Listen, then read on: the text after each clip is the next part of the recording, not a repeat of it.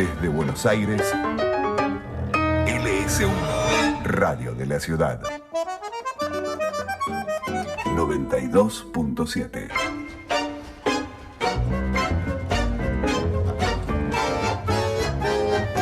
La 2x4. Queríamos hablar con el doctor Barovero sobre este tema. ¿Cómo anda? Buen día, Luis Kirsman lo saluda. Hola, buen día, Luis. ¿Cómo estás? ¿Qué decís? Bueno, muy consternados, tristes, porque la verdad que la figura de Víctor Martínez en esta historia reciente argentina constitucional ha sido sin lugar a dudas muy prolífica, muy importante su presencia. A veces, lógico, le tocó ser compañero de fórmula nada menos que de Raúl Alfonsín, ser su vicepresidente durante la reconstrucción democrática, y ese segundo plano, a lo mejor lo que oculta es en realidad la verdadera dimensión de una personalidad, de un repúblico, de un gran demócrata que hizo todos los sacrificios, que estuvo a la altura de las circunstancias, que fue leal a su presidente, algo que no muchas veces pasa en la historia, ¿no es cierto?, de los vicepresidentes que tienen sus propios planes, sus propias apetencias, sus propias ambiciones. Sin embargo, Víctor Martínez no solamente estaba consustanciado con los principios democráticos y constitucionales, la necesidad de consolidar y afirmar la vigencia de la República Constitucional en la Argentina luego de la larga noche de la dictadura militar y de los casi 53 años de inestabilidad institucional de los golpes militares que pusieron en riesgo la democracia en la Argentina durante medio siglo.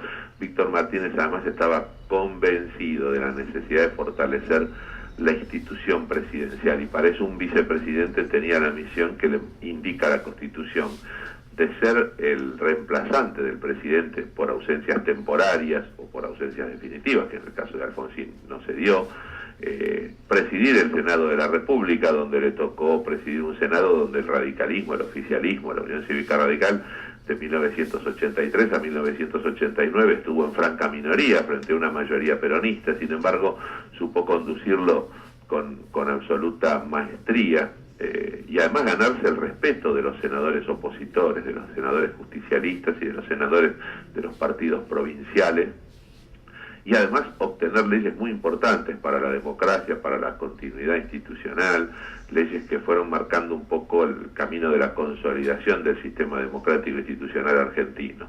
Víctor Martínez después tiene un gesto extraordinario cuando el presidente Alfonsín, ante la crisis económica, decide adelantar la entrega del mando al presidente Menem, que ya estaba electo, ya tenía mayoría en los colegios electorales a mediados de 1989, y faltaban todavía casi 6 meses para transferir las insignias de mando.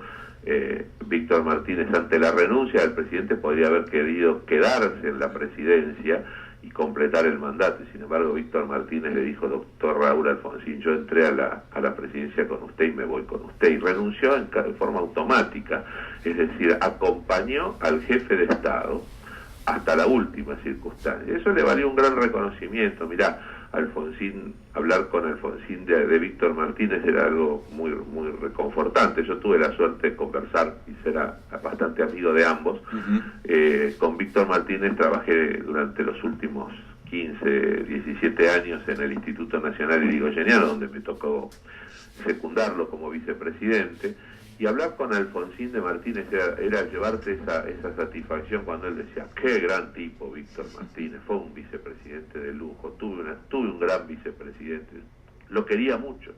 Tuve la oportunidad de estar con ambos en distintas circunstancias, ya los dos lejos del poder, y realmente había entre ellos no solamente una gran simpatía y afecto personal, sino que había sobre todo un gran respeto. Yo fui testigo de que Alfonsín a Víctor Martínez lo admiraba y lo respetaba profundamente, sobre todo en lo que tenía que ver con la trayectoria de Víctor Martínez como jurista, como docente del derecho. Él era especialista en derecho minero y agrario, fue docente titular de la Universidad de Córdoba, de la Universidad Católica de Córdoba, y por ejemplo Alfonsín tuvo gestos con Víctor Martínez, como por ejemplo dejarlo promulgar la ley de educación superior, la ley universitaria, precisamente porque Alfonsín decía: no, pero yo no soy profesor universitario, pero Víctor Martínez sí. Vamos a dejar que esta ley, yo me tomo licencia o durante un viaje como presidente, cederle al vicepresidente de la República, que por su condición de docente universitario tuviese el honor de promulgar la primera ley universitaria de la democracia. Ese tipo de gestos se dan cuando existe una corriente de respeto y de simpatía entre dos figuras, ¿no? Y sin embargo la política, que tiene tantas veces, y lo observamos, tanta canalla entre la política, ¿no es cierto?, tanta maldad, tantos celos, tantos egoísmos y mezquindades, entre Alfonsín y Martínez eso no se dio de esa manera. Es una gran pérdida para la República Democrática. Es un hombre que estaba ya en sus últimos años, estaba por cumplir, hoy hubiera cumplido 93 años de vida, pero estaba lúcido. Se enfermó físicamente, le costaba mucho ya viajar, venir a Buenos Aires. A él le gustaba antes vivir 3, 4 meses en Buenos Aires, donde conserva un departamento, y vivía con la austeridad propia de los grandes, ¿no? O sea, vivía en un departamento, salía a tomar un desayuno, le gustaba ir a la Biela, a donde solíamos encontrarnos a conversar de política. A veces yo le hacía sus trámites vinculados a cuestiones institucionales, y fue para mí un gran honor haberlo acompañado en estos años como vicepresidente del Instituto Irigoyeniano, que además se convierte en ley en el año 2005. La ley 26.040 lo nacionaliza el instituto gracias a una gestión de Víctor Martínez en el Senado, a quien pudimos acompañar junto al doctor Blanco Muñoz. Lo acompañamos cuando hizo la gestión de la que salió el proyecto de ley que luego se transformó en la ley que creó el Instituto Nacional Irigoyeniano sobre la base del viejo Instituto Irigoyeniano, que era una asociación civil dedicada al estudio y la investigación del pensamiento y la obra de Hipólito Yrigoyen. Así que estamos despidiendo a don Víctor Martínez como uno de esos ejemplos de repúblico y de comprometido con la democracia y con los derechos humanos. Además, digo, un hombre con mucho bagaje político, ¿no? Porque fue gobernador de la capital de Córdoba, su provincia. Claro, bueno, él actuó mucho en su provincia. También era un hombre muy cercano a Arturo Illia. Claro. Muy cercano a Arturo Illia. Illia lo quería muchísimo. Fue senador provincial, fue intendente de la capital entre 1963 y 1966, intendente de la ciudad de Córdoba, y casi fue gobernador, porque la primera hubo balotaje en el año 1973, cuando fue candidato a gobernador. El candidato del peronismo era Ricardo Obregón Cano. Sabes que en esas elecciones el balotaje era, si no alcanzabas más de la mitad de los votos, había segunda vuelta. Eso pasó en algunos distritos. Por ejemplo, acá en la capital, para elegir el tercer senador, sucedió que De la Rúa terminó ganando esa senaduría contra Marcelo Sánchez Orondo, porque no habían sacado más del 50% de los votos, y finalmente lo saca De la Rúa en la segunda vuelta. Bueno, Víctor Martínez llevó a Ricardo Obregón Cano a la segunda vuelta en Córdoba, y era un gran candidato, porque en Córdoba se recordaba, y mucho, y muy bien, cómo había gobernado la ciudad de Córdoba en los años 60. O sea que en los 70 también hizo una gran elección. Por eso fue una gran elección, una gran selección por parte de Alfonsín haber pensado y haber invitado a Víctor Martínez en 1982 a acompañarlo en la fórmula presidencial, que fue Alfonsín Martínez para la presidencia, para las elecciones del 30 de octubre de 1983, porque era una figura que concitaba la enorme adhesión de los ciudadanos y del radicalismo de Córdoba, un radicalismo muy potente, muy representativo, un radicalismo que había ganado la provincia de Córdoba incluso en tiempos de fraude, desde la época de Amadeo Sabatini y Santiago del Castillo.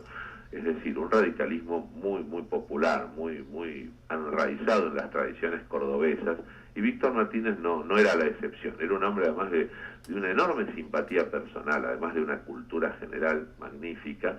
Era un hombre de una gran cultura, y era un hombre muy hábil, muy vivo y muy simpático en el tratamiento con el ciudadano, con la gente común. Era un hombre que andaba, vos ibas por la calle con él y si lo reconocían, porque ya en los últimos años, lógicamente, ¿no es cierto?, la gente más joven a lo mejor no lo había conocido, de la época que él había estado en el ejercicio de la vicepresidencia, entonces no era una figura tan familiar, pero cuando lo reconocía la gente y lo paraba por la calle, lo quería saludar, él lo hacía además con gran alegría, con una enorme bonomía, muy accesible, muy llano en el trato. Daba gusto tratarlo, daba realmente la satisfacción de estar ante un grande, ¿no? Tener la dimensión del verdadero hombre de Estado, que cuando le tocó volver al llano lo hizo con la frente alta, con la enorme dignidad de aquellos que no tienen la necesidad de rendir cuentas, porque su vida sola era ejemplo de cómo había rendido cuentas respecto del desempeño de su cargo.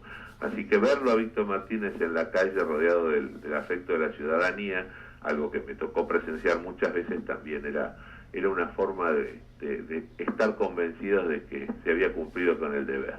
Perfecto, doctor Diego Barovero, la verdad, como siempre, un placer escucharlo, muy ilustrativo, muy claro, como siempre, la verdad que es un placer escucharlo porque aprendemos mucho sobre política y sobre sus protagonistas. Le mando un abrazo grande y bueno, nos estamos hablando pronto.